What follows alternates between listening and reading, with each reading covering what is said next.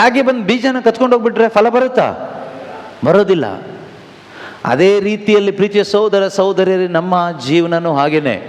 ಈ ಹೃದಯ ಎಂಬ ಹೊಲದಲ್ಲಿ ದೇವರ ವಾಕ್ಯದ ಬೀಜ, ಸುವಾರ್ತೆಯ ಬೀಜ ಬೀಳಬೇಕು. ಬೀಳಿಸ್ಕೊಂಡ್ರೆ ಸಾಕು. ನೀವು ಬೇರೆ ಏನು ಮಾಡೋದು ಬೇಡ, ಬೇರೆ ಏನು ಮಾಡೋದು ಬೇಡ. ಆ ಬೀಜ ತನ್ನಷ್ಟಕ್ಕೆ ತಾನೇ ಅಲ್ಲಿ ಮೊಳಕೆ ಒಡೆಯುತ್ತೆ.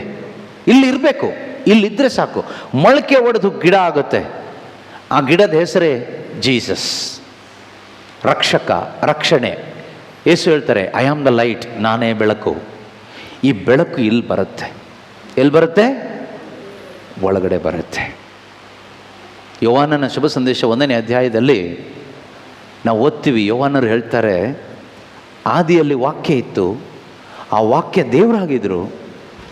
ಆ ವಾಕ್ಯದಲ್ಲಿ ಏನಿತ್ತು ಕೇಳಿದರೆ ಬೆಳಕಿತ್ತು, ಆ ಬೆಳಕಲ್ಲಿ ಜೀವ ಇತ್ತು.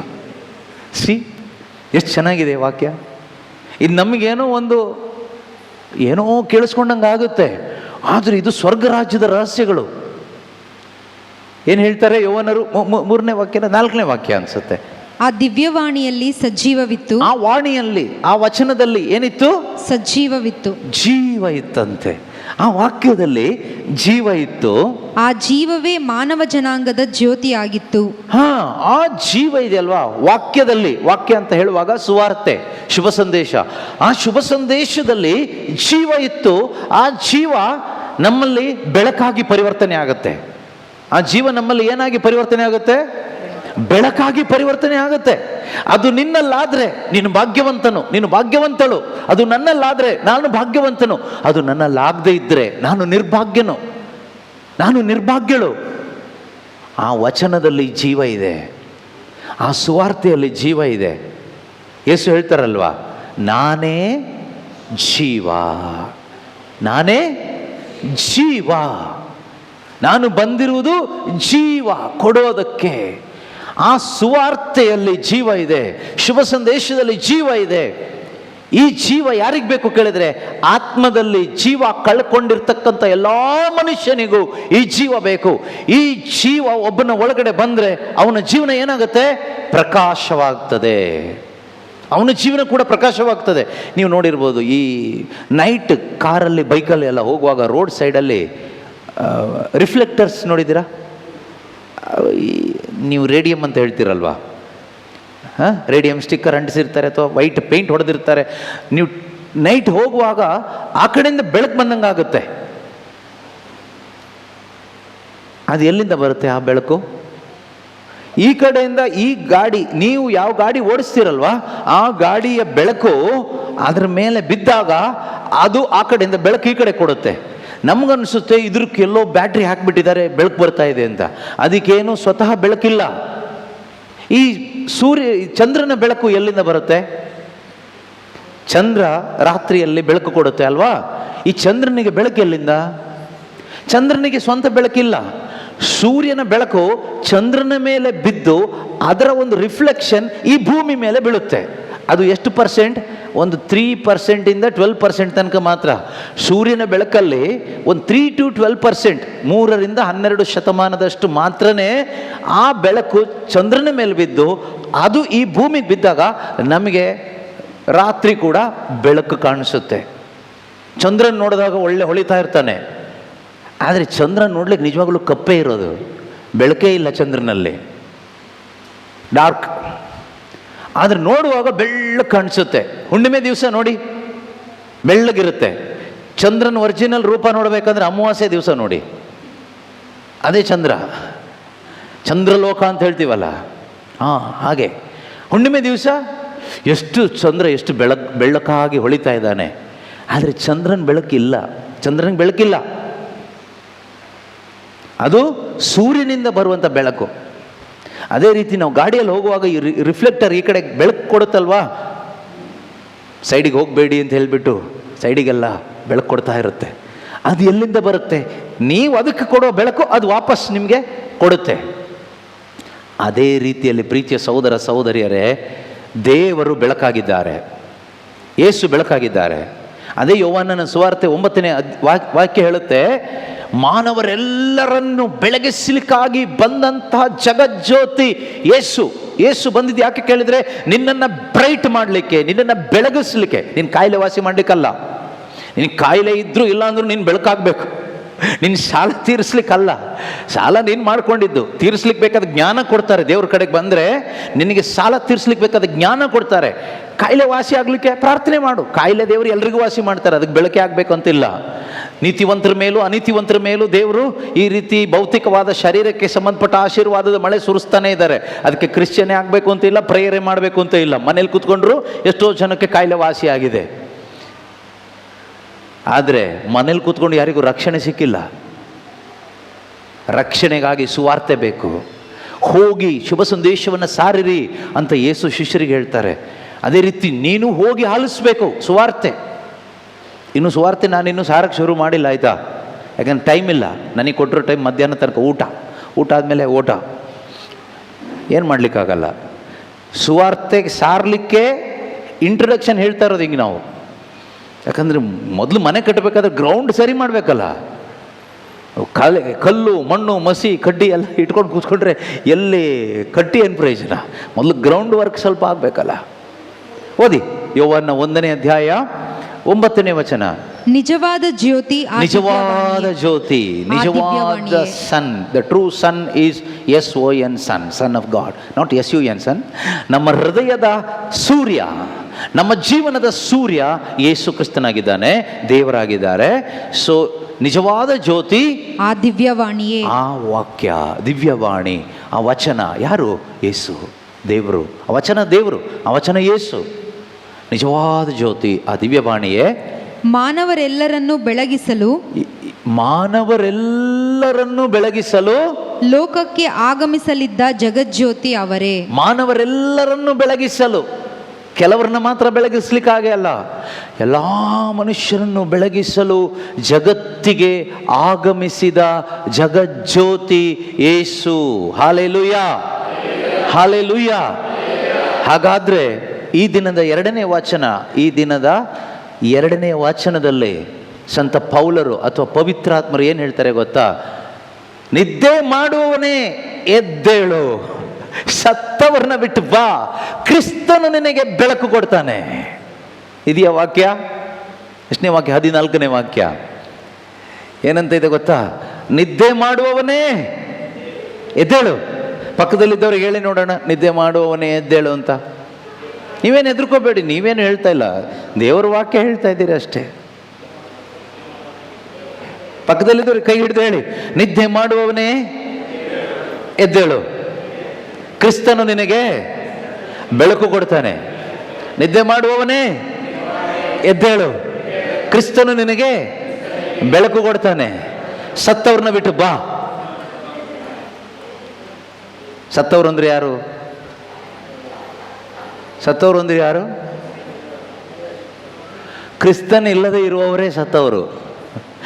ಸತ್ತವರಲ್ಲಿ ಏನಿರೋದಿಲ್ಲ? ಸತ್ತವರಲ್ಲಿ ಏನಿರೋದಿಲ್ಲ? ಜೀವ ಇರೋದಿಲ್ಲ. ಯೇಸು ಹೇಳ್ತಾರೆ, ನಾನೇ ಜೀವ. ಹಾಗಾದ್ರೆ ಕ್ರಿಸ್ತನ್ ಇಲ್ಲದೆ ಇರುವ ಪ್ರತಿಯೊಬ್ಬರು ಸತ್ತವರು. ಕ್ರಿಶ್ಚಿಯನ್ಸ್ ಎಲ್ಲ ಜೀವ ಇರೋರು ಅಂತಲ್ಲ ಅರ್ಥ. ಕ್ರಿಶ್ಚಿಯನ್ಸ್ ಬಗ್ಗೆನೇ ಹೇಳ್ತಾ ಇರೋದು. ಕ್ರಿಶ್ಚಿಯನ್ಸ್ ಆಗಿದ್ದು, ಚರ್ಚಿಗೆ ಬಂದು ಇದ್ದು, ಬೈಬಲ್ ಹಿಡ್ಕೊಂಡು ಅಲ್ಲೆಲ್ಲೂ ಹೇಳೋರೆ ಎಷ್ಟೋ ಜನ ಸತ್ತವರಾಗಿದ್ದೀವಿ. ಅರ್ಥ ಆಗ್ತಿದ್ಯಾ? ನಾವು ಮತ್ತೆ ಜೀವಂತವಾಗಿದ್ದೀವಿ ಅಂತ ಹೇಗೆ ಗೊತ್ತಾಗುತ್ತೆ? ನೀನು ಬೆಳಕಾಗ್ತೀಯ. ಬೆಳಕು ಬೆಳಗಿಸುವ ವಸ್ತುಗಳೆಲ್ಲ ಕಂಗೊಳಿಸುತ್ತಂತೆ. 13ನೇ ವಾಕ್ಯ ಏನು ಓದುತ್ತೆ? ಬೆಳಕು ಬೆಳಗಿಸುವ ವಸ್ತುಗಳೆಲ್ಲವೂ. ಬೆಳಕು ಯಾವ ಬೆಳಕು? ಯೇಸು. ಯೇಸು ಆಗಿರ್ತಕ್ಕಂಥ ಬೆಳಕು, ಜಗಜ್ಯೋತಿ ಆಗಿರ್ತಕ್ಕಂಥ ಕ್ರಿಸ್ತನು ನಿನ್ನನ್ನು ಬೆಳಗಿಸುವಾಗ ನೀನೇನಾಗ್ತೀಯ? ಬೆಳಕು ಬೆಳಗಿಸುವ ವಸ್ತುಗಳೆಲ್ಲವೂ ಕಂಗೊಳಿಸುವು. ಎಲ್ಲವೂ ಕಂಗೊಳಿಸುತ್ತದೆ. ಹೀಗೆ ಕಂಗೊಳಿಸುವುದೆಲ್ಲವೂ ಬೆಳಕಾಗುವುದು. ಬೆಳಕಾಗುವುದು. ಪ್ರೀತಿಯ ಸಹೋದರ ಸಹೋದರಿಯರೇ, ನಮ್ಮ ಜೀವನ ಬೆಳಕಾಗುತ್ತೆ. ಯಾವಾಗ ಬೆಳಕಾಗುತ್ತೆ? ಯಾವಾಗ ಬೆಳಕಾಗುತ್ತೆ? ಜಗಜ್ಯೋತಿ ಯೇಸು ಕ್ರಿಸ್ತನು ನಿನ್ನ ಒಳಗಡೆ ಬಂದಾಗ ನಿನ್ನ ಜೀವನ ಬೆಳಕಾಗುತ್ತೆ. ನೀನು ಬೆಳಕು ಮಾಡ್ಕೋಬೇಡ. ನಾನು ಹೇಳಿದ್ನಲ್ಲ ಕೋತಿ ಕತೆ, ನೆನಪಿದೆಯಾ? ಏನು ಅರ್ಥ ಆಯ್ತು ನಿಮಗೆ? ನಾವು ಬೆಳಕು ಮಾಡ್ಕೊಳ್ಳೋದು ಹೇಗೆ? ಹೀಗೆ ಹಿಡ್ಕೊಂಡು ಈಗ ನಾನು ಯಾವ ಥರ ಕಾಣ್ತೀನಿ ಈಗ? ಒಳ್ಳೆ ದೈವ ಭಕ್ತ, ವಿಶ್ವಾಸಿ, ಪ್ರಾರ್ಥನೆಯಲ್ಲಿರುವವನು, ಬೈಬಲನ್ನು ಪ್ರೀತಿ ಮಾಡುವವನು ಅಲ್ವಾ? ಅದೇ ರೀತಿ ಇನ್ನು ಬೇರೆ ರೀತಿ ಬೆಳಕ ಮಾಡ್ಕೊಳ್ಳೋದು ಹೇಗೆ? ಕೈ ಎತ್ತಿ ಹಲ್ಲೇಲೂಯಾ ಪ್ರೈಸ್ ದಿ ಲಾರ್ಡ್, ಕಣ್ಗಳು ಮುಚ್ಚಿ ಶಿಲುಬೆ ಗುರುತು ಹಾಕಿ ಪಿತನ ಸುತನ ಎಲ್ಲ ಹಾಕಿದರೆ ಯಾವ ಥರ ಆಯ್ತಿದು? ಕೋತಿಗೆ ಪ್ಯಾಂಟು ಶರ್ಟು ಟೈ ಬೆಲ್ಟೆಲ್ಲ ಕಟ್ಟಿ ಕೂಲಿಂಗ್ ಗ್ಲಾಸ್ ಇಟ್ಟು ಮೈಕ್ ಇಟ್ಟಾಗೆ ಆಯಿತು. ಕೋತಿ ಮನುಷ್ಯ ಆಗುತ್ತಾ? ಇಲ್ಲ, ಕೋತಿ ಮನುಷ್ಯರ ಥರನೇ ಬಾಟ್ಲೆಲ್ಲ ಓಪನ್ ಮಾಡಿ ಕುಡಿತಾ ಇದೆಯಲ್ಲ, ಕೋತಿ ಮನುಷ್ಯ ಆಗುತ್ತಾ? ನೀವು ಈ ಥರ ಎಲ್ಲ ಸರ್ಕಸ್ ಮಾಡಿ ಸುಣ್ಣ ಹಚ್ಕೊಂಡ ತಕ್ಷಣ, ಬಣ್ಣ ಹಚ್ಕೊಂಡ ತಕ್ಷಣ ಕ್ರಿಶ್ಚಿಯನ್ ಆಗಲ್ಲ, ನಿಜವಾದ ದೇವ್ರ ಮಕ್ಕಳಾಗ್ಲಿಕ್ಕೆ ಆಗೋದಿಲ್ಲ. ಈ ಸುಣ್ಣ ಬಣ್ಣ ಎಲ್ಲ ಒಂದಿನ ಹರಿದೋಗುತ್ತೆ. ಯೇಸು ಕ್ರಿಸ್ತರು ಈ ಭೂಮಿಗೆ ತೀರ್ಪು ಕೊಡ್ಲಿಕ್ಕೆ ಬರುವಾಗ ಇದೆಲ್ಲ ಹಚ್ಕೊಂಡಿರೋರನ್ನ ಫಸ್ಟು ಒದ್ದು ಓಡಿಸ್ತಾರೆ. ಇದಕ್ಕೆ ಸಪೋರ್ಟ್ ಮಾಡೋರನ್ನು ಓಡಿಸ್ತಾರೆ, ಹಚ್ಕೊಂಡವ್ರನ್ನ ಓಡಿಸ್ತಾರೆ. ಅದಕ್ಕೆ ಇವತ್ತಿನ ವಾಚನ ನಮಗೇನೆ ಇರೋದು. ಏನಂತ ಇದೆ? 14ನೇ ವಾಕ್ಯ ಓದಮ್ಮ.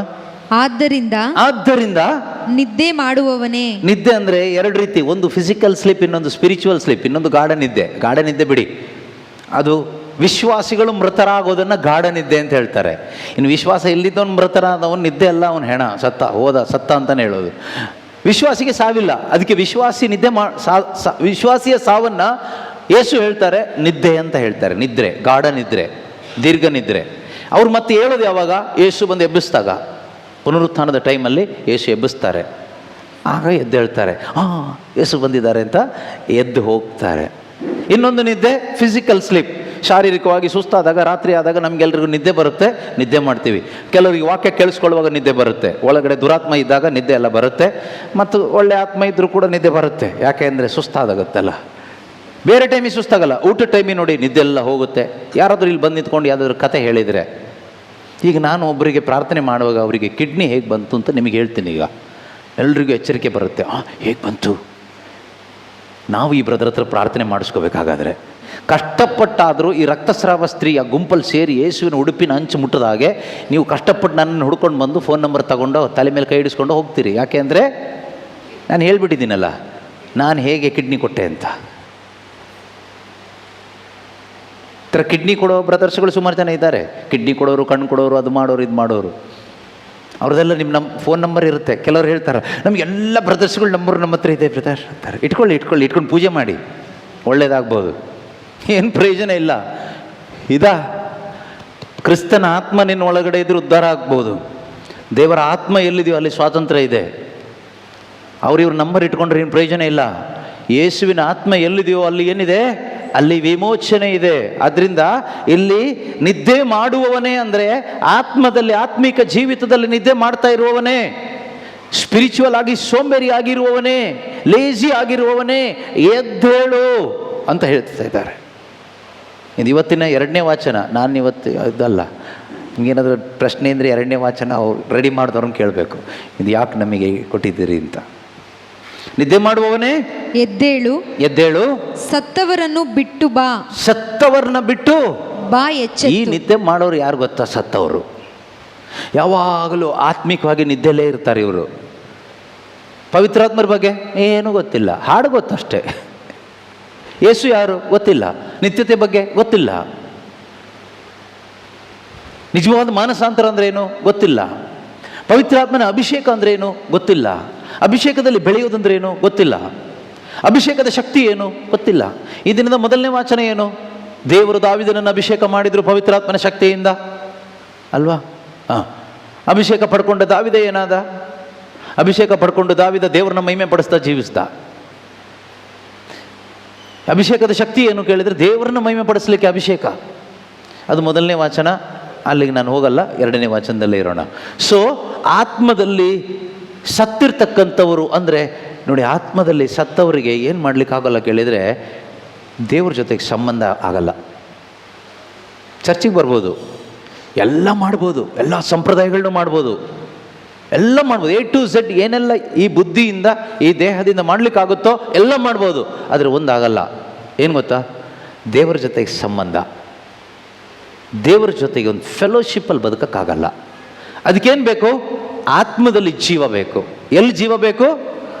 ಆತ್ಮದಲ್ಲಿ. ಹಲ್ಲೆಲೂಯ ಹೇಳಲಿಕ್ಕೆ ಏನು ಬೇಕು? ಶರೀರದಲ್ಲಿ ಜೀವ ಬೇಕು. ಸ್ವರ್ಗದಲ್ಲಿರುವ ನಮ್ಮ ತಂದೆಯೇ ನಿಮ್ಮ ನಾಮಕ್ಕೆ ಸ್ತೋತ್ರವಾಗಲಿ, ಹಲ್ಲೆಲೂಯ ಹಲ್ಲೆಲೂಯ ಹಲ್ಲೆಲೂಯ ಹೇಳಲಿಕ್ಕೆ ಏನು ಬೇಕು? ಆತ್ಮದಲ್ಲಿ ಜೀವ ಬೇಕಾ, ದೇಹದಲ್ಲಿ ಜೀವ ಬೇಕಾ? ಆತ್ಮದಲ್ಲಿನ. ಯಾಕೆ ಆತ್ಮದಲ್ಲಿ? ಕೋತಿ ಮರಿಗೊಂಡು ಟ್ರೈನಿಂಗ್ ಕೊಟ್ರೆ ಅದು ಹೇಳಲ್ವಾ? ಗಿಳಿಗೆ ಹೇಳ್ಕೊಟ್ರೆ ಅದು ಹೇಳಲ್ವಾ? ಗಿಳಿಗೆ ಹೇಳ್ಕೊಡಿ, ಮನೇಲಿ ಗಿಳಿ ಸಾಕೋರಿಗೆ ಹಲ್ಲೆಲೂಯ ಹೇಳು ಅಂತ ಟ್ರೈನಿಂಗ್ ಕೊಡಿ, ಅದು ಹಲ್ಲೆಲೂಯ ಹಲ್ಲೆಲೂಯ ಹಲ್ಲೆಲೂಯ ಹೇಳುತ್ತೆ. ಈಗ ಅದಕ್ಕೆ ಪವಿತ್ರಾತ್ಮ ಇದೆ ಅಂತ ಹೇಳೋಕ್ಕಾಗುತ್ತಾ? ನಮ್ಮದು ಹಾಗೆ ಆಗಿದೆ, ಈ ಗಿಳಿ ಥರ ಆಗಿಬಿಟ್ಟಿದ್ದೀವಿ ನಾವು. ಕೈ ಎತ್ತಕ್ಕೆ ಕೈ ಬೇಕು, ಯೇಸುವೇ ಸ್ತೋತ್ರ ಅಂತ ಹೇಳೋಕ್ಕೆ ಬಾಯಿ ಬೇಕು. ಇನ್ನು ಯೇಸು ಕ್ರಿಸ್ತನ ಜೊತೆಗೆ ಸಂಬಂಧ ಇಟ್ಕೊಂಡು ಬದುಕಲಿಕ್ಕೆ ಆತ್ಮದಲ್ಲಿ ಜೀವ ಬೇಕು. ಅರ್ಥ ಆಗ್ತಿದೆಯಾ ನಿಮಗೆ? ಹಾಂ, ಮೂರ್ಖರಾಗಿ ಹೋಗಬೇಡಿ, ಬದುಕಬೇಡಿ, ಯಾರನ್ನೂ ನೋಡಿ ಬದುಕಬೇಡಿ. ಅವರೆಲ್ಲ ಕೈ ಎತ್ತಿ ಜೋರಾಗಿ ಅಲ್ಲೆಲ್ಲೂ ಹೇಳ್ತಾ ಇದ್ದಾರೆ, ನಮಗೇನು ಯೋಚನೆ ಮಾಡಬೇಡ, ಡಮ್ಮಿ ಪೀಸೆ ಅದು. ಕೈ ಎತ್ತಿದ ತಕ್ಷಣ ಏನು ವಿಚಿತ್ರ ಆಗಲ್ಲ. ಒಳಗಡೆ ಜೀವನ ತುಂಬ ಮುಖ್ಯ. ಕ್ಷಮಿಸಕ್ಕಾಗ್ತಾ ಇದೆಯಾ? ಪ್ರೀತಿಸ್ಲಿಕ್ಕಾಗ್ತಾ ಇದೆಯಾ? ಸಹಿಸ್ಲಿಕ್ಕಾಗ್ತಾ ಇದೆಯಾ? ದೇವರ ವಾಕ್ಯದಲ್ಲಿ ಆಸಕ್ತಿ ಬರ್ತಾ ಇದೆಯಾ? ಸುವಾರ್ತೆ ಸಾರಬೇಕು, ಕ್ರಿಸ್ತನಿಗಾಗಿ ಬದುಕಬೇಕು. ಈ ದೇಹ ದೇವರಿಗಾಗಿ ಉಪಯೋಗ ಆಗಬೇಕು. ಬರೀ ದುಡಿಮೆ ದುಡಿಮೆ ದುಡಿಮೆ, ತಿನ್ನು ತಿನ್ನು, ಆಸ್ಪತ್ರೆಗೆ ಹೋಗು, ಮಲ್ಕೋ, ಪ್ರಾರ್ಥನೆ ಮಾಡು, ರೋಗ ಸೌಖ್ಯ ಪಡ್ಕೋ, ಇದಿಷ್ಟೇನಾ? ಅಥವಾ ಈ ದೇಹದ ಮುಖಾಂತರ ದೇವರಿಗೆ ಮಹಿಮೆ ಆಗಬೇಕು ಅನ್ನೋ ಆಸೆ ಇದೆಯಾ? ಸುವಾರ್ತೆ ಸಾರಬೇಕು ಅನ್ನೋ ಆಸೆ ಇದೆಯಾ? ನನಗಾಗಿ ಕ್ರಿಸ್ತನ ಶಿಲುಬೆ ಮೇಲೆ ಜಡಿಯಲ್ಪಟ್ಟಿದ್ದಾನೆ, ಆ ಕ್ರಿಸ್ತನಿಗಾಗಿ ನಾನೇನಾದರೂ ಮಾಡಲೇಬೇಕು. ನನಗಾಗಿ ಸತ್ತು ಪುನರುತ್ಥಾನನಾದ ಯೇಸು ಕ್ರಿಸ್ತನಿಗೋಸ್ಕರ ನಾನು ಈ ಭೂಮಿಯಲ್ಲಿ ಜೀವ ಇರುವಾಗ ಏನಾದರೂ ಮಾಡಬೇಕು. ಆ ಕ್ರಿಸ್ತನನ್ನು ಮಹಿಮೆ ಪಡಿಸಬೇಕು, ಅವರ ಪ್ರೀತಿಯನ್ನು ಸಾರಬೇಕು, ಆ ಪ್ರೀತಿಗೆ ಸಾಕ್ಷಿಯಾಗಿ ಬದುಕಬೇಕು. ಆಸೆ ಇದೆಯಾ? ಹಾಗಾದರೆ ಪರಿಶುದ್ಧವಾದ ಜೀವನ ಜೀವಿಸಬೇಕು. ಈ ದೇಹ ದೇವರಾಲಯ, ಇದು ಪವಿತ್ರವಾಗಿ ಇಟ್ಕೋಬೇಕು. ನನ್ನ ಮಾತುಗಳು ಪವಿತ್ರಾತ್ಮ ಭರಿತ ಮಾತುಗಳಾಗಬೇಕು. ಸುಮ್ಮನೆ ಬಾಯಿಗೆ ಬಂದಿದ್ದೆಲ್ಲ ಹೇಳೋದು, ನಾಟಕ ಮಾಡೋದು, ಬರೀ ಲೋಕಕ್ಕಾಗಿ ಬದುಕೋದು, ತಿನ್ನು ಕುಡಿ ಕುಡಿ ಕುಡಿ ಕುಡಿ, ತಿನ್ನು ತಿನ್ನು, ದುಡಿ ದುಡಿ ದುಡಿ, ಇದಕ್ಕಾಗಿಯೇ ಬದುಕೋದು, ಇದಲ್ಲ ಜೀವನ. ಆತ್ಮದಲ್ಲಿ ನಿಜವಾಗಲೂ ದೇವರ ಆತ್ಮ ಇದ್ದರೆ ಕ್ರಿಸ್ತ ಯೇಸುವಿನ ಸಂಬಂಧದಲ್ಲಿ ನಾವು ಬದುಕ್ತೀವಿ, ದೇವರ ಸಂಬಂಧದಲ್ಲಿ ಬದುಕ್ತೀವಿ. ಅದನ್ನೇ ವಾಕ್ಯ ಹೇಳಿದ್ದು, ಬೆಳಕು ಬೆಳಗಿಸುವ ವಸ್ತು ಎಲ್ಲ ಕಂಗೊಳಿಸುತ್ತಂತೆ. ಬೆಳಕು ಯಾರು? ಯೇಸು, ದೇವರು. God is light. ಬೆಳಕು ನಿನ್ನಲ್ಲಿ ಬಂದಾಗ, ನಿನ್ನ ಮೇಲೆ ಹೊಡೆದಾಗ, ಈ ಸೂರ್ಯನ ಬೆಳಕು ಚಂದ್ರನ ಮೇಲೆ ಹೀಗೆ ಬಿದ್ದಾಗ ಚಂದ್ರ ಬೆಳಕಾಗ್ತಾನೆ. ಚಂದ್ರನಿಗೆ ಸ್ವಂತ ಬೆಳಕಿಲ್ಲ. ಚಂದ್ರ ಕೂತ್ಕೊಂಡು ಸೂರ್ಯ ಬಾಪ ಬೆಳಕು ಕೊಡಪ್ಪ ಅಂತ ಕೂಗೋದಿಲ್ಲ, ನೀನು ಕೂಗೋದು ಬೇಕಾಗಿಲ್ಲ. ಈ ಶುಭ ಸಂದೇಶವನ್ನು ನೀನು ಆಲಿಸುವಾಗ ಕ್ರಿಸ್ತನಾಗಿರ್ತಕ್ಕಂಥ ಜಗಜ್ಯೋತಿ ಬೆಳಕು ನಿನ್ನ ಹೃದಯದ ಒಳಗಡೆ ಜೀವವಾಗಿ ಬರ್ತಾರೆ. ಆಗ ಏನಾಗುತ್ತೆ? ನಮ್ಮ ಜೀವನ ಬೆಳಕಾಗುತ್ತೆ. ನಾವು ಯಾರು ಕ್ರಿಶ್ಚಿಯನ್ ಆಗ್ಲಿಕ್ಕಾಗಲ್ಲ. ಕ್ರಿಸ್ತನು ನನ್ನ ಒಳಗಡೆ ಬಂದಾಗ ನಾನು ಕ್ರಿಶ್ಚಿಯನ್ ಆದ. ಇದು ದೇವರ ಆತ್ಮ ಮಾಡುವ ಕಾರ್ಯ. ಇದು ಯಾವುದೋ ಒಬ್ಬ ಫಾದರ್ ಮಾಡೋದು, ಪಾಸ್ಟರ್ ಮಾಡೋದು, ಬ್ರದರ್ ಮಾಡೋದು ಅಲ್ಲ. ಯಾರಿಗೂ ಯಾರನ್ನು ಕ್ರಿಶ್ಚಿಯನ್ ಮಾಡ್ಲಿಕ್ಕೆ ಆಗೋದಿಲ್ಲ. ಜಾತಿಗೆ, ಡಿನಾಮಿನೇಷನ್ಗೆ ಆ ಕಡೆ ಈ ಕಡೆ ಎಕ್ಸ್ಚೇಂಜ್ ಮಾಡ್ಕೋಬಹುದು. ಆದರೆ ಸ್ವರ್ಗಕ್ಕೆ ಕರ್ಕೊಂಡು ಹೋಗ್ಲಿಕ್ಕೆ ಆಗೋದು ಒಬ್ರಿಗೇನೆ, ಸ್ವರ್ಗದ ಪ್ರಜೆಗಳನ್ನಾಗಿ ಮಾಡ್ಲಿಕ್ಕೆ ಆಗೋದು ಒಬ್ರಿಗೇನೆ. ಅದು ಯೇಸು ಕ್ರಿಸ್ತನಿಗೆ ಮಾತ್ರನೇ, ಅದು ದೇವರಿಗೆ ಮಾತ್ರನೇ ಸಾಧ್ಯ. ಇದು ಯಾರ ಜೀವನದಲ್ಲಿ ಮಾಡ್ತಾರೆ? ನೀನು ಸುವಾರ್ತೆ ಆಲಿಸಿ ಕ್ರಿಸ್ತನಲ್ಲಿ ನಂಬಿಕೆ ಇಡೋದಾದ್ರೆ ನಿನ್ನ ಜೀವನದಲ್ಲಿ ಮಾಡ್ತಾರೆ. ಯಾವಾಗ ಮಾಡ್ತಾರೆ? ಈಗ ಮಾಡ್ತಾರೆ, ಯಾವಾಗಲೂ ಮಾಡ್ತಾರೆ. ಅವರು ಯಾವಾಗಲೂ ತಯಾರಿದ್ದಾರೆ. ನಾನು ಪ್ರಾರಂಭದಲ್ಲಿ ಹೇಳಿದೆ, ಸಮಾರಿತ ಸ್ತ್ರೀಗಾಗಿ ಯೇಸು ಸ್ವಾಮಿ ಆ ಯಾಕೋಬನ ಬಾವಿಯ ಬಳಿಯಲ್ಲಿ ಕಾದು ನಿಂತ್ಕೊಂಡಿದ್ರು. ಅದೇ ರೀತಿ ಕಾಯ್ತಾ ಇದ್ದಾರೆ. ಆ ಸಮಾರಿತ ಸ್ತ್ರೀ ಬಂದಿದ್ದು ಯಾಕೆ? ನೀರು ಸೇದಲಿಕ್ಕೆ, ನೀರು ತೆಗೆದುಕೊಂಡು ಹೋಗ್ಲಿಕ್ಕೆ. ಆಕೆಗೆ ಯೇಸು ಒಂದು ಮಾತು ಹೇಳ್ತಾರೆ. ಏನು ಹೇಳ್ತಾರೆ ಗೊತ್ತಾ? 4ನೇ ಅಧ್ಯಾಯ 13-14 ವಾಕ್ಯದಲ್ಲಿ ಯೇಸು ಸ್ವಾಮಿ ಆ ಸಮಾರಿತ ಸ್ತ್ರೀಗೆ ಹೇಳ್ತಾಳೆ, ಅವಳಷ್ಟು ಕಷ್ಟಪಟ್ಟು ಮಧ್ಯಾಹ್ನದ ಹೊತ್ತು ಯಾರಿಗೂ ಕಾಣಿಸದ ಹಾಗೆ ಬೇಜಾರಲ್ಲಿ ದುಃಖದಲ್ಲಿ ನೀರು ತೆಗೆದುಕೊಂಡು ಹೋಗ್ಲಿಕ್ಕೆ ಬರುವಾಗ ಯೇಸು ಸ್ವಾಮಿ ಆ ಸಮಾರಿತ ಸ್ತ್ರೀಯನ್ನು ನೋಡಿ ಏನು ಹೇಳ್ತಾರೆ? ಆಗ ಯೇಸು ಈ ನೀರನ್ನು ಕುಡಿಯುವ ಎಲ್ಲರಿಗೂ ಮತ್ತೆ ದಾಹವಾಗುತ್ತದೆ. ನೀನು ಯಾವ ನೀರು ಬೇಕು ಅಂತ ಬಂದಿದೆಯೋ ಈ ನೀರನ್ನು ಕುಡಿಯುವ ಪ್ರತಿಯೊಬ್ಬರಿಗೂ ಮತ್ತೆ ಏನಾಗುತ್ತೆ? ದಾಹ ಆಗುತ್ತೆ. ಈ ಲೋಕದಲ್ಲಿ ನೀವು ಏನೇ ಕುಡೀರಿ ದಾಹ ಆಗುತ್ತೆ, ತೃಪ್ತಿ ಆಗೋದಿಲ್ಲ, ತೃಪ್ತಿ ಅನ್ನೋದು ಸಿಗೋದಿಲ್ಲ. ತೃಪ್ತಿ ಅನ್ನೋದು ಲೋಕದಲ್ಲಿ ಇಲ್ಲ. ಅದಕ್ಕೇನೆ ನಮ್ಗೆ ಎಷ್ಟು ದುಡ್ಡಿದ್ರೂ ತೃಪ್ತಿ ಇಲ್ಲ, ಕೆಲವ್ರಿಗೆ ಎಷ್ಟು ಏನಿದ್ರೂ ತೃಪ್ತಿ ಇಲ್ಲ.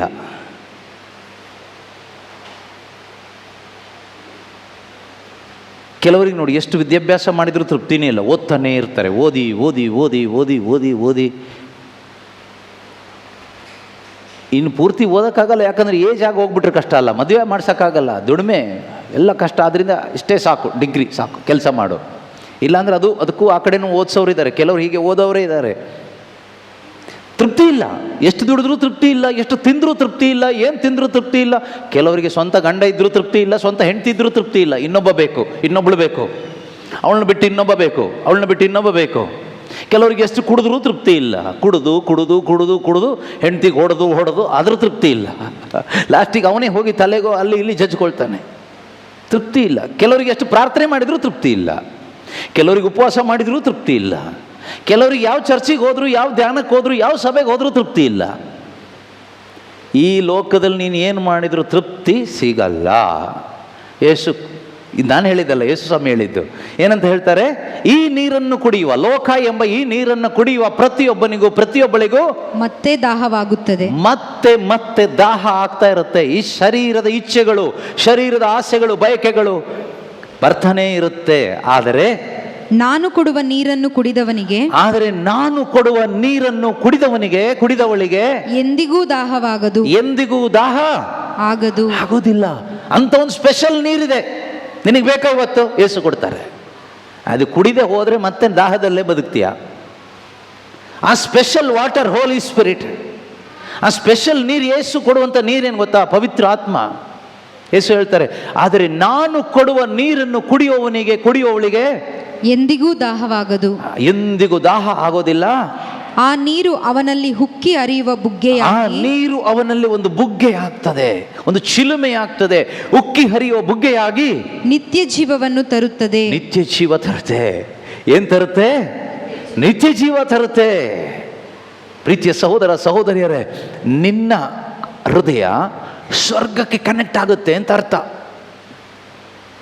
ಸ್ವರ್ಗಕ್ಕೆ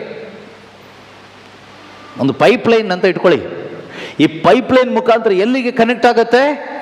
ಸ್ವರ್ಗಕ್ಕೆ, ಯೇಸುವಿನ ಹೃದಯಕ್ಕೆ. ಯೇಸುವಿನ ಹೃದಯಕ್ಕೂ ನಿನ್ನ ಹೃದಯಕ್ಕೂ ಪೈಪ್ಲೈನ್. ಯೇಸುವಿನ ಹೃದಯದಲ್ಲಿ ಏನಿದೆಯೋ ನಿನ್ನ ಹೃದಯಕ್ಕೆ ಸಪ್ಲೈ ಆಗ್ತಾ ಇರುತ್ತೆ. ಯೇಸುವಿನ ಹೃದಯದಲ್ಲಿ ಇರುವ ಆನಂದ, ನನ್ನಲ್ಲಿರುವ ಆನಂದ ನಿಮ್ಮಲ್ಲಿ, ನನ್ನಲ್ಲಿರುವ ಶಾಂತಿ ನಿಮ್ಮಲ್ಲಿ, ನನ್ನಲ್ಲಿರುವ ಎಲ್ಲವೂ ನಿಮ್ಮಲ್ಲಿ. ಯೇಸು ಕ್ರಿಸ್ತ ಅವರ ಮಹಿಮೆಯಲ್ಲಿ ನಿಮಗೆ ಪಾಲು. ಅದಕ್ಕಾಗಿ ನಮ್ಮನ್ನು ಆರಿಸ್ಕೊಂಡಿರೋದವರು. ಇದೆಲ್ಲ ಆಗೋದೆಲ್ಲಿಂದ? ಹೃದಯ ಹೊಸದಾಗಬೇಕು. ಪವಿತ್ರಾತ್ಮ ಮಾಡುವ ಕಾರ್ಯ ಎಲ್ಲ ನಮಗೆ ಮಾಡ್ಕೊಳ್ಳೋಕ್ಕಾಗಲ್ಲ. ನೀವು ಇದರಿಂದ 40 ಅಲ್ಲ 400 ದಿನ ಉಪವಾಸ ಇದ್ದರೂ ಸಿಗೋದಲ್ಲ. ಇದು ಹೋಗ್ಬಿಟ್ಟು ಎಲ್ಲೋ ಮುಳುಗೆದ್ರೂ ಸಿಗೋದಿಲ್ಲ, ಯಾರೋ ಏನೋ ಮಾಡಿಸಿ ಸಿಗೋದಂಥದ್ದಲ್ಲ. ಇದು ಮನುಷ್ಯನಿಂದ ಆಗುವ ಕಾರ್ಯ ಅಲ್ಲ, ಇದು ಪವಿತ್ರಾತ್ಮ ಮಾಡುವ ಕಾರ್ಯ. ಸಮಾರಿತ ಸ್ತ್ರೀ ಏನೂ ಮಾಡಲಿಲ್ಲ, ಅವಳು ಸುಮ್ಮನೆ ಅವಳು ಮಾಮೂಲಿಯಾಗಿ ಬಂದಳು. ಆದರೆ ಯೇಸು ಒಂದು ಮಾತು ಹೇಳಿದರು, ನೋಡಮ್ಮ, ನೀನು ಬಂದಿದೆಯಾ ಈ ನೀರು ಸೇದಲಿಕ್ಕೆ. ಈ ನೀರು ಕುಡಿದ್ರೆ ಮತ್ತೆ ನಿನಗೆ ದಾಹ ಆಗುತ್ತೆ. ಎಷ್ಟು ದಿನ ಅಂತ ಈ ತೃಪ್ತಿ ಇಲ್ಲದ ಜೀವನ. ಆದರೆ ನನ್ನ ಹತ್ರ ಒಂದು ನೀರಿದೆ, ನನಗೆ ಬಾವಿ ಏನು ಬೇಕಾಗಿಲ್ಲ, ನಾನೇ ಜೀವಜಲದ ಬುಗ್ಗೆ, ನಾನೇ ಒಂದು ಬಾವಿ. ಯೇಸು ಹೇಳ್ತಾರೆ, ಆದರೆ ನಾನು ನೀರು ಕೊಡುವ ನೀರು ನೀನು ಕುಡಿದ್ರೆ ನಿನಗೆ ಯಾವತ್ತೂ ದಾಹ ಆಗೋದಿಲ್ಲ. You will be satisfied in life. ನಿನಗೆ ತೃಪ್ತಿ ಆಗುತ್ತೆ. ಆಗ ಅಯ್ಯೋ ಅವ್ರ ಮನೆ ಕಟ್ಬಿಟ್ರು ನಮ್ಮದು ಮನೆ ಆಗಿಲ್ಲ, ಅಯ್ಯೋ ಇವ್ರ ಮನೆ ಕಟ್ಬಿಟ್ರು ನಮ್ಮದು ಮನೆ ಆಗಿಲ್ಲ, ಅವ್ರ ಮಕ್ಕಳೆಲ್ಲ ಓದಿ ಪಾಸ್ ಆಗಿ ಮೇಲೆ ಹೋಗ್ಬಿಟ್ರು, ನಾವಿನ್ನೂ ಕೆಳಗಡೆ ಇದ್ದೀವಿ. ಈ ಹೊಟ್ಟೆ ಕಿಚ್ಚಿನ ಆತ್ಮ ನಿನ್ನಲ್ಲಿ ಬರಲ್ಲ, ಸೇಡಿನ ಆತ್ಮ ಬರೋದಿಲ್ಲ. ಲೋಕದಲ್ಲಿ ನಾವು ಏನೋ ಆಗಬೇಕು, ಅದಾಗಬೇಕು, ಇದಾಗಬೇಕು, ಈ ಚಿಂತೆ ಬರಲ್ಲ. ಹಸುವಾದಾಗ ಊಟ ಮಾಡಬೇಕು ಅನ್ಸುತ್ತೆ, ಊಟ ಮಾಡ್ತೀರಿ. ಬಾಯಾರಿಕೆ ಆದಾಗ ನೀರು ಕುಡಿಬೇಕು ಅನ್ಸುತ್ತೆ, ಇನ್ನು ಸುಸ್ತಾದಾಗ ಸ್ನಾನ ಮಾಡಬೇಕು ಅನ್ಸಿದ್ರೆ ಸ್ನಾನ ಮಾಡೋದು ಅಷ್ಟೇ. ಬೇರೆ ಏನಿದೆ? ಇನ್ನೇನಿದೆ? ಬೇರೆ ಏನಿದೆ? ಬಾಕಿ ಎಲ್ಲ ಸುಮ್ಮನೆ ವೇಸ್ಟೇನೆ. ಈ ಎಕ್ಸ್ಟ್ರಾ ಫಿಟ್ಟಿಂಗ್ಸ್ ಇದೇ ನಮ್ಮ ಜೀವನ ಹಾಳು ಮಾಡ್ತಾ ಇರೋದು. ಅದನ್ನೇ ಸಮಾರಿತ ಸ್ತ್ರೀಗೆ ಹೇಳೋದು, ಈ ನೀರು ಕುಡಿದ್ರೆ ನಿನಗೆ ಮತ್ತೆ ಮತ್ತೆ ದಾಹ ಆಗ್ತಾ, ತೃಪ್ತಿ ಸಿಗಲ್ಲ. ಅವ್ರ ಮನೇಲೆಲ್ಲ ಟಿ ವಿ ತಗೊಂಡ್ರು, ನಮ್ಮ ಮನೇಲಿ ಟಿ ವಿ ತೊಗೊಂಡಿಲ್ಲ. ಅವ್ರ ಮನೇಲೆಲ್ಲ ಬೈಕ್ ತೊಗೊಂಡ್ರು, ನಮ್ಮ ಮನೆಗೆ ಬೈಕ್ ತೊಗೊಂಡಿಲ್ಲ. ಗಂಡಂಗೆ ಕೆಲವು ಹೆಂಡ್ತಿರು ಟಾರ್ಚರ್ ಕೊಡ್ತಾರೆ, ನೋಡ್ರಿ ಅವ್ರ ಮನೇಲಿ ಮಗಂಗೆ ಬೈಕ್ ಕೊಡಿಸಿದ್ರು, ನೀವು ಇದ್ದೀರಿ ಗಂಡಸಾಗಿ ಅಪ್ಪ ಆಗಿ ಗಂಡಾಗಿ ಏನು ಪ್ರಯೋಜನ, ಏನು ಕೊಡಿಸಿಲ್ಲ. ಅವ್ನು ನೋಡಿ ಅವ್ರ ಹೆಂಡ್ತಿಗೆ ಒಳ್ಳೆ ಸೀರೆ ಉಡಿಸಿ ಗೊಂಬೆ ಥರ ಮಾಡಿ ಕರ್ಕೊಂಡು ಹೋಗ್ತಾ ಇದ್ದೇನೆ, ಸುಣ್ಣ ಬಳಿ ಸಮಾಧಿ, ನನ್ನನ್ನು ಸಮಾಧಿ ಥರ ಕರ್ಕೊಂಡು ಹೋಗಿ. ಇಂಡೈರೆಕ್ಟಾಗಿ ಹೇಳೋದು, ಡೈರೆಕ್ಟಾಗಿ ಅಲ್ಲ. ತೃಪ್ತಿ ಇಲ್ಲ. ಕೆಲವ್ರು ಹೆಂಡ್ತಿರು ಕೇಳ್ತಾರಲ್ಲ, ನೀನೇನು ಮಾಡಿಬಿಟ್ಟಿದ್ಯಾ ಗಂಡ ಆಗಿ. ಇವತ್ತು ಮಕ್ಕಳು ಕೇಳ್ತಾರೆ ಅಪ್ಪ ಅಮ್ಮಗೆ, ನೀನು ಅಪ್ಪ ಆಗಿ ಏನು ಮಾಡಿಬಿಟ್ಟೆ, ನೀನು ಅಮ್ಮ ಆಗಿ ನಂಗೆ ಏನು ಕೊಟ್ಬಿಟ್ಟೆ. ತೃಪ್ತಿ ಇಲ್ಲ. ಕೊಡಬೇಕಾಗಿದ್ದು 2 ಒದೆ ಕೊಡಬೇಕಾಗಿತ್ತು, ಅದು ಕೊಟ್ಟಿಲ್ಲ. ಅದಕ್ಕೆ ಇದೆಲ್ಲ ಮಾತು ಕೇಳೋದು ಮಕ್ಕಳು. ಅವ್ರು ಕೇಳಿದ್ದೆಲ್ಲ ಕೊಟ್ಬಿಟ್ರಿ, ಲಾಸ್ಟಿಗೆ ಏನೇನೋ ಕೇಳ್ತಾರೆ. ಫಸ್ಟಿಗೆ ಆಟ ಸಾಮಾನು ಕೇಳ್ತಾರೆ, ಮೊಬೈಲ್ ಫೋನ್ ಕೇಳ್ತಾರೆ, ಅದು ಇದು ಕೇಳ್ತಾರೆ, ಕಾರು ಬೈಕು ಕೇಳ್ತಾರೆ. ಲಾಸ್ಟಿಗೆ ಯಾವುದೋ ಹುಡುಗಿನ ಕರ್ಕೊಂಡು ಬಂದು, ಅದು ಮದುವೆ ಆಗಿರೋ ಹೆಂಗಸೋ ಏನೋ ಗೊತ್ತಿಲ್ಲ, ಕರ್ಕೊಂಡು ಬಂದು ನಾನು ಇವಳನ್ನೇ ಮದುವೆ ಆಗೋದು ಅಂತ ಹೇಳ್ತಾರೆ. ಇದು ನಡೆದಿರೋದು ನಮ್ಮ ಊರುಗಳೆಲ್ಲ ಅಲ್ಲಿ ಇಲ್ಲಿ ನಡೀತಾ ಇರೋ ವಿಷಯ ಹೇಳ್ತಾ ಇರೋದು. ಮದುವೆ ಆಗಿ ಇವಳಿ ಮಗು ಇರುತ್ತೆ, ಮಗು ಇರೋ ಹೆಂಗಸನ್ನ ಕರ್ಕೊಂಡು ಬಂದು ನಾನು ಇವಳ ಜೊತೆ ಮದುವೆ ಆಗಬೇಕು, ಮದುವೆ ಮಾಡಿಸಿ ಅಂತ. ಕ್ರಿಶ್ಚಿಯನ್ ಕುಟುಂಬದಲ್ಲಿ ಆಗ್ತಾ ಇರೋ ಘಟನೆ ಹೇಳ್ತಾ ಇರೋದು, ಆಯ್ತಾ. ಕಳೆದ ವಾರ ಒಬ್ಬರು ಹೇಳಿದ ವಿಷಯ ಇದು. ನಾನು ಕೇಳಿದೆ, ವಿಚಾರಿಸಿದೆ, ಈ ಹುಡುಗ ಹೇಗಿದ್ದಾನಪ್ಪ ಅಂತ. ಅವನ ಕತೆ ಕೇಳಬೇಡಿ ಬ್ರದರ್ ಅಂದರು. ಯಾಕಪ್ಪ ಏನಾಯಿತು? ಅವನು ಯಾವುದೋ ಮದುವೆ ಆಗಿರೋ ಯಾವುದೋ ಒಂದು ಹುಡುಗಿನ ಕರ್ಕೊಂಡು ಬಂತು, ಯಾವುದೋ ಜಾತಿ, ಅವನಿಗೆ ಮಗು ಇದೆ ಅಂತೆ. ಫಾದರ್ಗೆ ಕನ್ವಿನ್ಸ್ ಮಾಡಿ ಗಂಡ ಸತ್ತೋಗಿದ್ದಾನೆ ಅಂತ ಪ್ರೂವ್ ಮಾಡಿ ಅವನ ಜೊತೆಗೆ ಮದುವೆ ಆಯಿತು. ಅದು ಯಾವ ಥರ ಆಯಿತು ದೇವರಿಗೆ ಗೊತ್ತು. ಈಗ ನೋಡಿದರೆ ಅವಳು ಗಂಡನೂ ಬದುಕಿದ್ದಾನೆ, ಅವಳಿಗೆ ಮಗುನೂ ಇದೆ. ಇದಾಗಿರೋದು ಕಥೋಲಿಕ ಕ್ರೈಸ್ತ ಕುಟುಂಬದಲ್ಲಿ. ಯಾವ ಕುಟುಂಬ ಆದರೆ ಏನು, ಅದು ಮುಖ್ಯ ಅಲ್ಲ. ಕ್ರಿಸ್ತನ ಆತ್ಮ ನಮ್ಮ ಒಳಗಡೆ ಇಲ್ಲದೆ ಇದ್ದರೆ, ಪವಿತ್ರಾತ್ಮರು ನಮ್ಮ ಒಳಗಡೆ ಇಲ್ಲದೆ ಇದ್ದರೆ, ಪವಿತ್ರಾತ್ಮರು ನಮ್ಮ ಮಕ್ಕಳಲ್ಲಿ ಇಲ್ಲದೆ ಇದ್ದರೆ, ನೀವಿವತ್ತು ಅವ್ರು ಕೇಳೋದೆಲ್ಲ ಕೊಡ್ತಾನೆ ಹೋಗಿ. ಒಂದಿನ ಈ ರೀತಿ ಏನಾದರೂ ಹಿಡ್ಕೊಂಡು ಬಂದು ಕೇಳ್ತಾರೆ, ಆಗ ನೀವು ಅದನ್ನು ಮಾಡಿಕೊಡ್ಬೇಕಾಗತ್ತೆ. ಕೊಡಲಿಲ್ಲ ಅಂದರೆ ಒಂದು ನಿಮ್ಮನ್ನು ಸಾಯಿಸ್ತೀನಿ ಅಂತಾರೆ, ಇಲ್ಲ ನಾನು ಸತ್ತೋಗ್ತೀನಿ ಅಂತಾರೆ. ಆಗೇನು ಮಾಡ್ತೀರಿ? ಏನೋ ಒಂದು ಮಾಡಬೇಕಾಗತ್ತೆ. ಮಕ್ಕಳನ್ನ ಬೆಳೆಸಲಿಕ್ಕೂ ಪರಿಶುದ್ಧಾತ್ಮರು ಬೇಕು. ಮಕ್ಕಳನ್ನ ಹೇಗೆ ಬೆಳೆಸೋದು ಅಂತ ನಮಗೆ ಗೊತ್ತಿಲ್ಲ. ಯಾರಿಗೆ ಗೊತ್ತು? ದೇವರಿಗೆ ಗೊತ್ತು. ಯಾರು ಬೇಕಾಗಾದರೆ ಒಳಗಡೆ ದೇವರ ಆತ್ಮರು ಬೇಕು, ದೇವರ ಜ್ಞಾನ ಬೇಕು. ದೇವರ ಜ್ಞಾನದಲ್ಲಿ ಒಂದೊಂದು ಕಾರ್ಯಗಳನ್ನ ಮಾಡಬೇಕು ನಾವು. ನಮ್ಮ ಜ್ಞಾನದಲ್ಲಿ ಮಾಡಿದರೆ ಹಾಳಾಗ್ತೀವಿ. ದೇವರ ಜ್ಞಾನ ಬೇಕು ಇವತ್ತು ನಮ್ಮಲ್ಲಿ. ಇವತ್ತು ಮನುಷ್ಯರಲ್ಲಿ ಏನು ಕೊರತೆ ಇದೆ ಗೊತ್ತಾ? ದೇವರ ಜ್ಞಾನದ ಕೊರತೆ ಇದೆ. ಅದಕ್ಕೆ ತೃಪ್ತಿ ಇಲ್ಲ. ಎಷ್ಟು ಓದಿಸಿದ್ರೂ ತೃಪ್ತಿ ಸಿಗಲ್ಲ. ಓದಿಸಿದ ತಕ್ಷಣ ಆಗೋದಿಲ್ಲ. ಅವರಿಗೆ ದೇವರ ಜ್ಞಾನ ಕೊಡಬೇಕು, ವಿಶ್ವಾಸ ಬರಬೇಕಂದ್ರೆ ಏನು ಕೊಡಬೇಕು? ಸುವಾರ್ತೆ ಕೊಡಬೇಕು. ಕ್ರಿಸ್ತ ಯೇಸುವಿನ ಕುರಿತಾದ ಶುಭ ಸಂದೇಶ, ನಿತ್ಯ ಜೀವದ ಕುರಿತಾದ ಶುಭ ಸಂದೇಶ ನಮಗೂ ನಮ್ಮ ಮಕ್ಕಳಿಗೂ ಮನದಟ್ಟಾಗಬೇಕು. ಆಗ ಏನಾಗುತ್ತೆ? ನಮ್ಮ ಜೀವನ ಬೆಳಕಾಗುತ್ತೆ. ಓದಿ ನೋಡೋಣ. ಸಮಾರಿತಸ್ಥರಿಗೆ ಏನು ಹೇಳ್ತಾರೆ? ಆಗ ಯೇಸು, ಆ ನೀರನ್ನು ಕುಡಿಯುವ ಪ್ರತಿಯೊಬ್ಬರಿಗೂ ದಾಹವಾಗುತ್ತದೆ. ಆದರೆ ನಾನು ಕೊಡುವ ನೀರನ್ನು ಕುಡಿದವನಿಗೆ, ನೋಡುವವನಿಗಲ್ಲ, ಕುಡಿಯುವವನಿಗೆ ಎಂದಿಗೂ ದಾಹವಾಗದು ಅಂತ ನೀರಿದೆ. ಯಾರ ಹತ್ರ ಇದೆ? ಯೇಸು ಹತ್ರ ಮಾತ್ರ ಇದೆ. ಅಂತ ನೀರು ಇವತ್ತು ಇದೆ. ಆ ನೀರೇ ಪರಿಶುದ್ಧಾತ್ಮ. ಪ್ರೀತಿಯ ಸಹೋದರ ಸಹೋದರಿಯರೇ, ಯೇಸು ಸ್ವಾಮಿ ಇಂದು ಜೀವಂತವಾಗಿ ಇದ್ದಾರೆ. ಯಾಕೆ ಅಂದರೆ ಆ ಜೀವಜಲ ಕೊಡ್ಲಿಕ್ಕೋಸ್ಕರ. ಯಾರಿಗೆ? ಬಾಯಾರಿಕೆ ಉಳ್ಳವನಿಗೆ, ದಾಹ ಉಳ್ಳವನಿಗೆ, ಹುಡುಕುವವನಿಗೆ, ಕೇಳುವವನಿಗೆ, ತಟ್ಟುವವನಿಗೆ ಆ ಜೀವಜಲ ಕೊಡ್ಲಿಕ್ಕಾಗಿಯೇ ಯೇಸು ಕ್ರಿಸ್ತರು ಇವತ್ತು ಕೂಡ ಜೀವಂತವಾಗಿದ್ದಾರೆ. ಅದಲ್ಲದೆ ಕೇಳುವವರಿಗೆಲ್ಲ ಕೇಳಿದ್ದೆಲ್ಲ ಕೊಡ್ಲಿಕ್ಕಲ್ಲ ಯೇಸು ಇರೋದು. ಕೆಲವರು ಹೇಳ್ತಾರಲ್ವ, ಬೈಬಲ್ನಲ್ಲಿ ವಾಕ್ಯ ಇದೆ, ಏನಂತ ಇದೆ? ಕೇಳಿರಿ ನಿಮಗೆ ಏನು ಕೇಳ್ಬೋದು ಅವಾಗ? ಇಲ್ಲ, ಆ ಥರ ಅಲ್ಲ. ಕೇಳಬೇಕು. ಏನು ಕೇಳಬೇಕು ಕೇಳಿದರೆ, ಯೇಸು ಕೊಡುವ ಜೀವ ಜಲಕ್ಕಾಗಿ ಕೇಳಬೇಕು, ಪರಿಶುದ್ಧಾತ್ಮನಿಗಾಗಿ ಕೇಳಬೇಕು. ದೇವರೇ, ನನಗೆ ಜೀವಜಲ ಬೇಕು, ನನಗೆ ಪವಿತ್ರಾತ್ಮ ಬೇಕು. ಇದಕ್ಕಾಗಿ ಕೇಳುವಾಗ ದೇವರು ಆ ಪವಿತ್ರಾತ್ಮರನ್ನು ನಮಗೆ ಕೊಡ್ತಾರೆ. ಆ ಶಕ್ತಿಗಾಗಿ ಕೇಳುವಾಗ ಆ ಶಕ್ತಿ ತುಂಬಿಸ್ತಾರೆ. ಆ ಜ್ಞಾನಕ್ಕಾಗಿ ಕೇಳುವಾಗ ಆ ಜ್ಞಾನ ತುಂಬಿಸ್ತಾರೆ. ನಾವು ಕೇಳ್ತಾ ಇರೋದೆಲ್ಲ ಏನು? ಈ ಲೋಕಕ್ಕೆ ಸಂಬಂಧಪಟ್ಟಿದ್ದು, ಶರೀರಕ್ಕೆ ಸಂಬಂಧಪಟ್ಟಿದ್ದು ಅಲ್ವಾ? ಅಳಿದು ಹೋಗುವಂಥದ್ದನ್ನು ಕೇಳ್ತಾ ಇದ್ದೀವಿ. ಪ್ರತಿದಿನ ಪ್ರಾರ್ಥನೆಯಲ್ಲಿ ಮಂಡಿಕಾಲು ಹಾಕಿ ಕೇಳೋದೇನು? ಲೋಕದ್ದು ಅಲ್ವಾ? ಸ್ವರ್ಗದ ಕೇಳೋದು ಯಾವತ್ತು? ಸ್ವರ್ಗ ಎಷ್ಟೋ ಆಶೀರ್ವಾದಗಳಿದೆ ಅಲ್ವಾ? ಆಧ್ಯಾತ್ಮಿಕ ಆಶೀರ್ವಾದಗಳು. ಎಫೆಸದವರಿಗೆ ಬರೆದ ಪತ್ರಿಕೆ 1ನೇ ಅಧ್ಯಾಯ 3ನೇ ವಾಕ್ಯದಲ್ಲಿ ನಾವು ಓದ್ತೀವಿ. ಎಫೆಸ 1:3 ಅಲ್ಲಿ ದೇವರ ವಾಕ್ಯ ಹೇಳುತ್ತೆ. ಏನಂತ ಹೇಳುತ್ತೆ? ನಮ್ಮ ಪ್ರಭು ಯೇಸುಕ್ರಿಸ್ತರ ಪಿತನಾದ ದೇವರಿಗೆ ಹಾ. ಸ್ತುತಿ ಸಲ್ಲಲಿ. ಹಾ?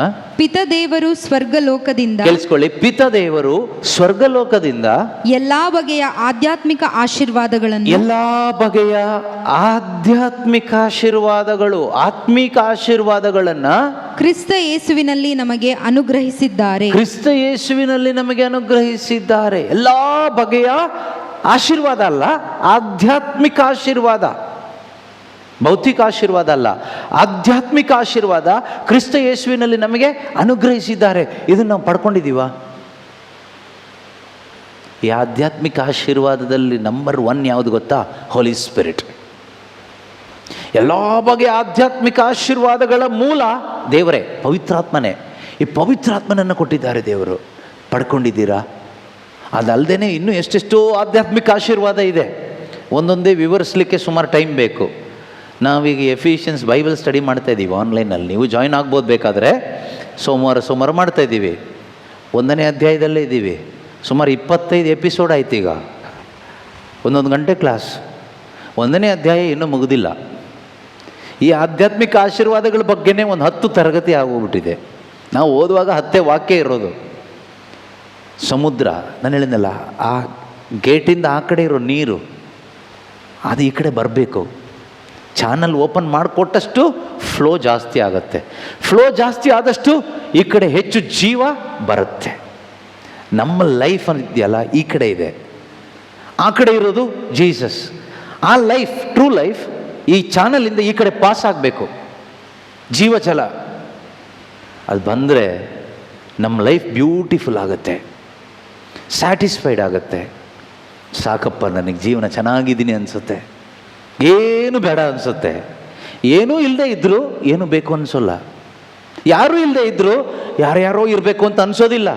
ನಮಗೆಲ್ಲರೂ ಇದ್ದರೂ ನನಗೆ ಯಾರೂ ಇಲ್ಲ ಅನಿಸುತ್ತೆ. ನಮಗೆ ಬೇಕಾದಷ್ಟಿದೆ, ಆದರೂ ಏನೂ ಇಲ್ಲ ಅನಿಸುತ್ತೆ. ಯಾಕೆ ಕೇಳಿದರೆ, ಇರಬೇಕಾಗಿದ್ದಿಲ್ಲ, ಇರಬೇಕಾದವರಿಲ್ಲ, ಪರಿಶುದ್ಧ ಆತ್ಮನಿಲ್ಲ, ರಕ್ಷಣೆ ಇಲ್ಲ. ಪವಿತ್ರಾತ್ಮರು ನಮ್ಮಲ್ಲಿದ್ದು ಆ ರಕ್ಷಣೆಯನ್ನು ನಾವು ಅನುಭವಿಸ್ತಾ ಇರುವಾಗ ನಾವು ಕೂಡ ಮಾತೆ ಮರಿಯಳ ಹಾಗೆ ದೇವರಿಗೆ ಸ್ತುತಿ ಮಾಡ್ತೀವಿ. ಮಾತೆ ಮರಿಯಳು ಏನು ಮಾಡಿದರು? ನನ್ನ ಮನ ಉಲ್ಲಾಸಿಸ್ತಾ ಇದೆ. ಈಗ ಮುಕ್ತಿದಾತ ದೇವನಲ್ಲಿ, ನನ್ನ ರಕ್ಷಕನಾದ ದೇವರಲ್ಲಿ ನನ್ನ ಮನಸ್ಸು ಏನು ಮಾಡ್ತಾ ಇದೆ? ಸಂತೋಷ ಪಡ್ತಾ ಇದೆ. ಸಂತೋಷದಿಂದ ನಾನು ದೇವರನ್ನ ಸ್ತುತಿ ಮಾಡ್ತಾ ಇದ್ದೀನಿ ಅಂತ ಹೇಳಿಬಿಟ್ಟು ಮಾತೆ ಮರಿಯಮ್ಮನವರು ಸ್ತುತಿ ಮಾಡಿದ್ರು. ಲೂಕನ ಶುಭ ಸಂದೇಶ 1ನೇ ಅಧ್ಯಾಯದಲ್ಲಿ 42ನೇ ವಾಕ್ಯನ 7ನೇ ವಾಕ್ಯ 47ನೇ ವಾಕ್ಯ ಮರಿಯಮ್ಮನವ್ರು ಏನು ಹೇಳ್ತಾರೆ? ಆಗ ಹೀಗೆಂದು ಮರಿಯಳು ಹೊಗಳಿದಳು, ಎನ್ನ ಮನ ಮಾಡುತ್ತಿದೆ ಸರ್ವೇಶ್ವರನ ಸ್ತುತಿ. ಎನ್ನ ಮನ ಮಾಡುತ್ತಿದೆ ಸರ್ವೇಶ್ವರನ, ದೇವರ ಸ್ತುತಿ ಮಾಡ್ತಾ ಇದೆ, ಉಲ್ಲಾಸಿಸುತ್ತಿದೆ ಮುಕ್ತಿದಾತ ದೇವನಲ್ಲಿ. ಯಾರಲ್ಲಿ ಸಂತೋಷ ಪಡ್ತಾ ಇದೆ? ಮತ್ತೆ ಮರಿಯಮ್ಮನವರು ಸಂತೋಷ ಪಟ್ಟಿದ್ದು ಯಾವುದರಲ್ಲಿ? ಮುಕ್ತಿದಾತ ಅಂದ್ರೆ ರಕ್ಷಕನಾದ ದೇವರು. ಯಾರವರು? ಯೇಸು ಕ್ರಿಸ್ತರು. ನನ್ನ ಹೃದಯ, ನನ್ನ ಅಂತರಂಗ, ನನ್ನ ರಕ್ಷಕನಾದ ಯೇಸುವಿನಲ್ಲಿ ಸಂತೋಷ ಪಡ್ತಾ ಇದೆ ಅಂತ ಹೇಳ್ಬಿಟ್ಟು ಮಾತೆ ಮರಿಯಮ್ಮನವರು ದೇವರನ್ನ ಸ್ತುತಿ ಮಾಡ್ತಾರೆ, ದೇವರಿಗೆ ವಂದನೆಯನ್ನು ಸಲ್ಲಿಸ್ತಾರೆ. ನಮ್ಮೊಳಗಡೆನೂ ಅದೇ ಯೇಸು ಬಂದರೆ, ಅದೇ ಮುಕ್ತಿದಾತ ಬಂದರೆ ನಾವು ಮಾತೆ ಮರಿಯಳ ಹಾಗೆ ಏನು ಮಾಡ್ತೀವಿ? ನನ್ನ ಮನ ಮಾಡುತ್ತಿದೆ ದೇವರ ಸ್ತುತಿ, ನನ್ನ ಮುಕ್ತಿದಾತ ದೇವನಲ್ಲಿ ನನ್ನ ಅಂತರಂಗ ಸಂತೋಷ ಪಡ್ತಾ ಇದೆ. ದೇವರೇ ನಿಮಗೆ ಸ್ತೋತ್ರ, ಯೇಸುವಿಗಾಗಿ ಸ್ತೋತ್ರ. ಊಟಕ್ಕಾಗಿ ಸ್ತೋತ್ರ ಹೇಳಲ್ಲ, ಹೇಳ್ತೀವಿ, ಆದರೆ ನಾವು ಹೇಳೋದು ಅದಕ್ಕಿಂತ ಹೆಚ್ಚಾಗಿ ಯೇಸುವಿಗಾಗಿ ಸ್ತೋತ್ರ. ನಾವು ಯಾವತ್ತಾದರೂ ಅದಕ್ಕೆ ಸ್ತೋತ್ರ ಮಾಡಿದ್ದೀವ? ದೇವರೇ, ನೀನು ಕೊಟ್ಟ ದೊಡ್ಡ ಆಧ್ಯಾತ್ಮಿಕ ಆಶೀರ್ವಾದ ರಕ್ಷಣೆ, ಪವಿತ್ರಾತ್ಮ, ಆ ಪವಿತ್ರಾತ್ಮನಿಗಾಗಿ ಸ್ತೋತ್ರ, ರಕ್ಷಣೆಗಾಗಿ ಸ್ತೋತ್ರ, ನಿತ್ಯ ಜೀವಕ್ಕಾಗಿ ಸ್ತೋತ್ರ, ಪಾಪ ಕ್ಷಮೆಗಾಗಿ ಸ್ತೋತ್ರ, ಹೊಸ ಜೀವಕ್ಕಾಗಿ ಸ್ತೋತ್ರ, ನನ್ನನ್ನು ಬೆಳಕಾಗಿಸಿದ್ದಕ್ಕಾಗಿ ಸ್ತೋತ್ರ, ಕತ್ತಲೆಯಿಂದ ನನ್ನನ್ನು ಬೇರ್ಪಡಿಸಿದ್ದಕ್ಕಾಗಿ ಸ್ತೋತ್ರ, ಅಮರತ್ವದಿಂದ ನನ್ನನ್ನು ಜೀವಕ್ಕೆ, ಮೃತ್ಯುವಿನಿಂದ ಅಮರತ್ವಕ್ಕೆ ನನ್ನನ್ನು ಕರೆತಂದಿದ್ದಕ್ಕಾಗಿ ಸ್ತೋತ್ರ. ಈ ರೀತಿ ಆಧ್ಯಾತ್ಮಿಕವಾಗಿ ದೇವರಿಂದ ಏನೆಲ್ಲ ಪಡ್ಕೊಂಡಿದ್ದೀವೋ ಅದೆಲ್ಲದಕ್ಕಾಗಿಯೂ ನಾವು ಮಾತೆ ಮರಿಯಳ ಥರ ದೇವರಿಗೆ ಸ್ತೋತ್ರ ಮಾಡಲಿಕ್ಕೆ ಆದ್ರೇ ನಾವು ನಿಜವಾಗಲೂ ಮಾತೆ ಮರಿಯಮ್ಮನವ್ರನ್ನ ಗೌರವಿಸೋರು ಆಗ್ತೀವಿ, ಪ್ರೀತಿಸೋರು ಆಗ್ತೀವಿ, ದೇವರ ಮಕ್ಕಳು ಆಗಿರ್ತೀವಿ. ಇಲ್ಲದಿದ್ದರೆ ಅದು ನಾಟಕನೇ. ಕೆಲವರಿದ್ದಾರೆ, ನಾವು ಮರಿಯಮ್ಮನವರ ಸೈನ್ಯದಲ್ಲಿದ್ದೀವಿ, ನಮಗೆ ಮರಿಯಮ್ಮನವರ ಮೇಲೆ ತುಂಬ ಭಕ್ತಿ ಗೌರವ. ಮತ್ತು ಮರಿಯಮ್ಮನವರು ಯಾವುದರಲ್ಲಿ ಆನಂದಿಸಿದರು? ಅದರಲ್ಲಿ ನೀನು ಆನಂದಿಸಿದರೆ ತಾನೇ ಅವರಿಗೊಂದು ಗೌರವ ಕೊಟ್ಟಂಗಾಗುತ್ತೆ, ಇಲ್ಲ ಅಂದರೆ ಅವ್ರ ಹೆಸರಿಗೆ ಅವಮಾನ ಮಾಡ್ದಂಗಾಗುತ್ತೆ. ಅದರಿಂದ ಯಾರೆಲ್ಲ ನಿಜವಾಗ್ಲೂ ಮಾತೆ ಮರಿಯಮ್ಮನವ್ರನ್ನ ಪ್ರೀತಿಸ್ತೀರೋ, ಗೌರವಿಸ್ತೀರೋ, ಅವ್ರು ಯಾವುದರಲ್ಲಿ ಆನಂದಿಸ್ತಾ ಇದ್ರೋ ಅದರಲ್ಲಿ ನಾವು ಆನಂದಿಸಬೇಕು. ಆಗ ಮಾತ್ರನೇ ಅವರಿಗೆ ನಾವು ಒಂದು ಗೌರವ ಸಲ್ಲಿಸಿದಾಗೆ ಆಗ್ತದೆ. ಇಲ್ಲಾಂದ್ರೆ ಅವ್ರ ಹೆಸರಿಗೆ ಅವಮಾನ ಮಾಡ್ದಂಗೆ. ಅದರಿಂದ ಯೇಸು ಸ್ವಾಮಿ ಹೆಸರಿಗೂ ನಾವು ಅವಮಾನ ಮಾಡಬಾರ್ದು, ಮತ್ತು ಮರಿಯಳ ಹೆಸರಿಗೂ ಅವಮಾನ ಮಾಡಬಾರ್ದು. ದೇವರ ಮಹಿಮೆಗಾಗಿ ಮಾತೆ ಮರಿಯಮ್ಮನವರು ಜೀವಿಸಿದ ಹಾಗೆ ನಾವು ಕೂಡ ನಮ್ಮ ಈ ದೇಹದ ಮುಖಾಂತರ ಇನ್ನು ಮುಂದೆ ದೇವರಿಗೆ ಮಹಿಮೆ ಉಂಟಾಗುವ ಒಂದು ಜೀವನವನ್ನು ಜೀವಿಸಬೇಕು. Price the lord. ಇದು ನಿಂತ್ಕೊಳ್ಳೋಣ, ಪ್ರಾರ್ಥನೆ ಮಾಡೋಣ.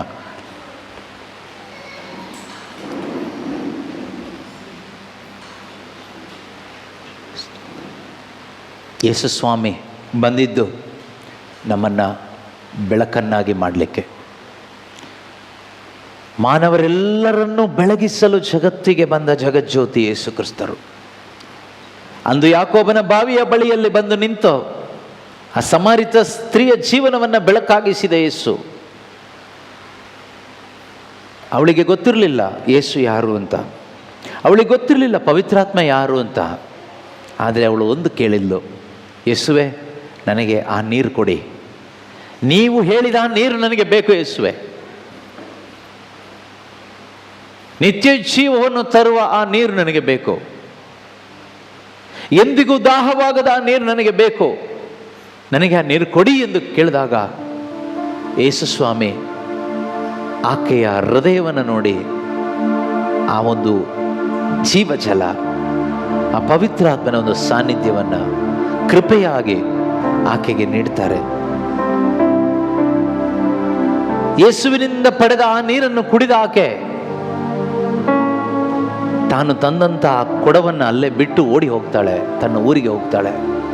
ಆ ಊರಿನಲ್ಲಿದ್ದಂಥ ಎಲ್ಲ ಜನರಿಗೂ ಸುವಾರ್ತೆಯನ್ನು ಸಾರ್ತಾಳೆ.